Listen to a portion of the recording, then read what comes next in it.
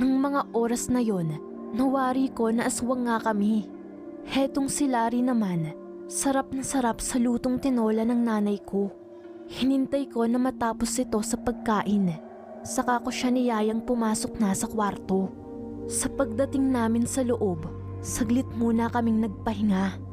Sumasakit na ang ulo namin sa dami ng mga dapat tapusin. Hindi ko na malaya ng oras hanggang sa nakatulog nga ako. Naalimpungatan ako sa mabahong amoy ng usok. Nagpalinga-linga ako sa bawat sulok ng kwarto.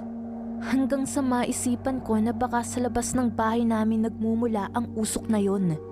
Napabangon ako sa pagkakahiga, saka sumilip sa bintana.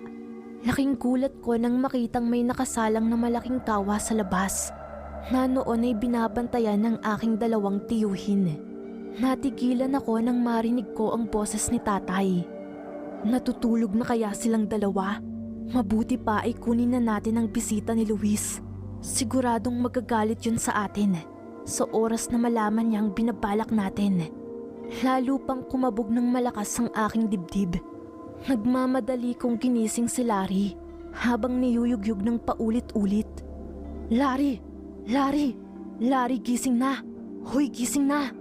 Sa kabutihang palad, nagising ang aking kaibigan. Nang magtatanong sana si Larry kung bakit ko siya ginigising, sakto namang tinakpan ko ang bibig niya. Sabay lapit ng bibig ko sa kanyang tenga habang bumubulong ng, "Hindi ka ligtas dito, halika't itatakas kita." Natataranta itong si Larry.